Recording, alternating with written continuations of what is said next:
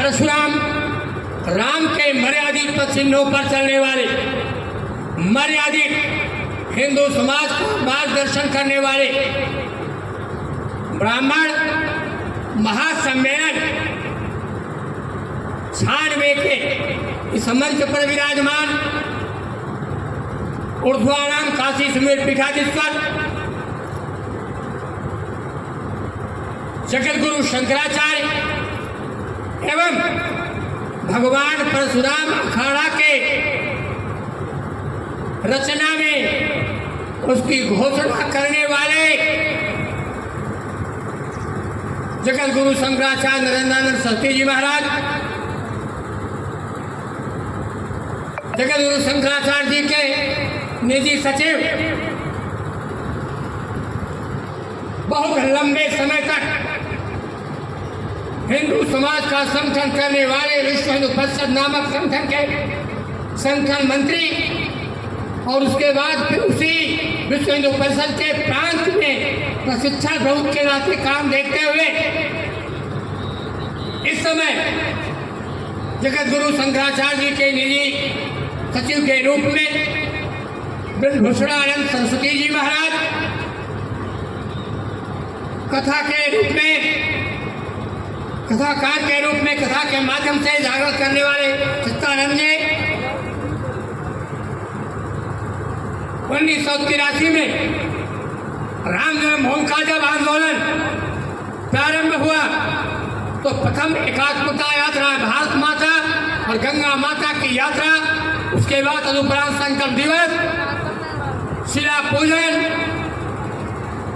शिलान्यास, चरण पादुका पूजन और वह गुलामी का प्रतीक और ढांचा था, उसमें पूर्ण रूप से समर्पण का भाव लेकर के कार्य कर रहे हमारे गंगा सागर दुबे जी आज भारतीय जनता पार्टी के पदाधिकारी हैं, चुनाव भी लड़े थे मजवा से। मंच पर विराजमान डॉक्टर एस.एन. पाठक जी, अभी संयुक्त ब्राह्मण महासम्मेलन का कार्यक्रम होली मिलन समारोह का मिर्जापुर में हुआ था, मेरा आगमन हुआ था।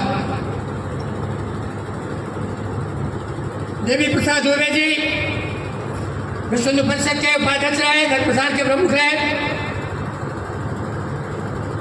पुलिस विभाग में आप थानेदार थे, वाचो खास प्राप्त करने के बाद आए रामदास पाठक जी हमारे राजेंद्र वाले संपूर्ण लोगों का मार्गदर्शन करने वाले, ऐसे हिंदू समाज के सर्वश्रेष्ठ ब्रह्मकुल में पैदा हुए ब्रह्मावतार ब्रह्म स्वरूप ब्राह्मण बंधु, जब जब इस पावन धरती पर उन्होंने अत्याचार किया, यहाँ दानवता थी फली फूली, मानव ने हाहाकार किया, तब तब इस भूमि पर रघुबर ने, भिगुबर ने, रघुबर ने या गिरधर ने अवतार लिया, तब परस चला था, तब परस चला था, तीर चले थे, शक्ति चला था, सब असुरों का संहार किया, सब असुरों का संहार किया, सब असुरों का संहार किया। ऐसी पवित्र पावनी धरा पर जहां सारा कार्य देवताओं के बस में है, देवता मंत्र के अधीन है और मंत्र ब्राह्मण के जिह्वा पर अधीन है, ब्राह्मण के अधीन है, इसीलिए ब्राह्मण देवता है। देवता भी कहते हैं कि ब्राह्मण देवता, इसलिए वो ब्राह्मण देवता है। ब्राह्मण समाज का है सम्मेलन है,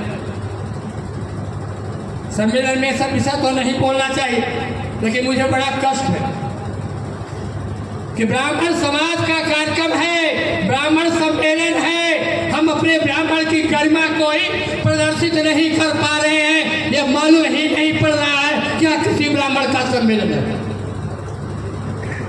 उसी रूप में जिस रूप में 3 वर्ग के लोग रहते हैं, उसी वर्ग के रूप में अगर हम भी विराजमान हैं तो कौन हमारा सम्मान करेगा?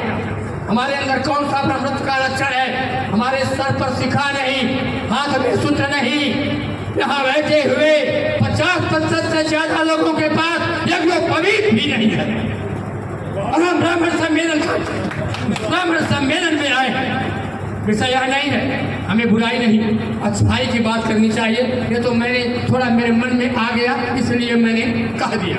अगर आगे कभी भविष्य में ब्राह्मण सम्मेलन होता है, अपने को अगर आप ब्राह्मण के रूप में प्रतिष्ठापित करते हो तो ब्राह्मण के रूप में सम्मेलन करो।